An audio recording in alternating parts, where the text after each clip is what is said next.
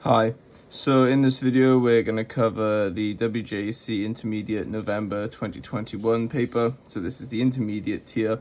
So as opposed to previous videos, I am going to cover several questions in one video in order to kind of speed things up a bit. I felt like the pacing may have been a bit slow on the other playlists, and we'll see how it goes. Right, so let's begin. So the first page here, question 1a, is a nice right angle triangle. So this is 37, this is x, and this square right here represents a right angle.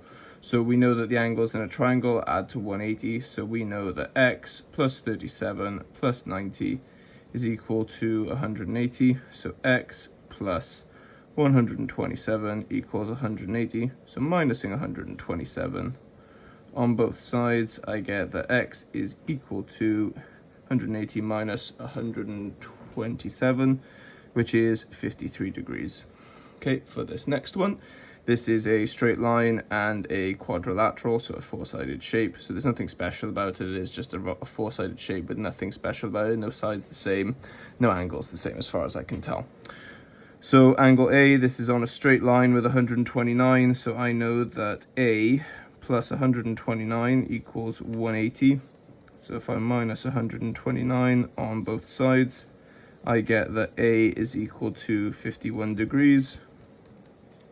So with A being 51, I'm going to write this in here, I now know that this is a four-sided shape. So the rule for what the angles add to in any n-sided shape is n minus 2 times by 180. So this is a four-sided shape, so it is 2 times 180 equaling 360. So these four angles add to 360.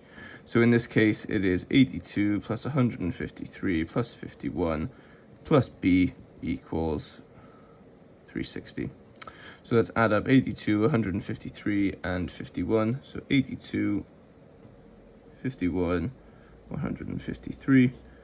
So this is 6, 18, 1, 286. So then 360, take away 286, using column adding and column subtracting, all very nice essential skills that are needed to be, that do need to be known.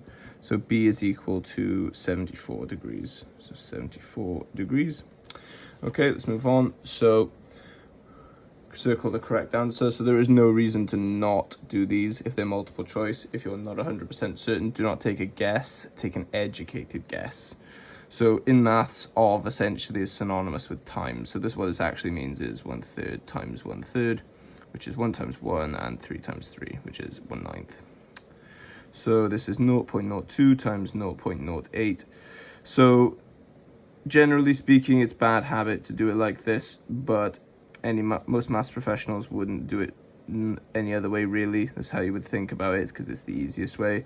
So 2 times 8 is 16. And this is 2 after the point, this is 1 after the point, so your answer is 3 after the point, and it has 16, so this would be your answer.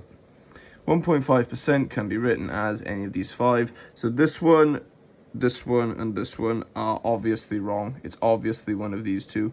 These two, especially with the powers, there is no reason to suspect these.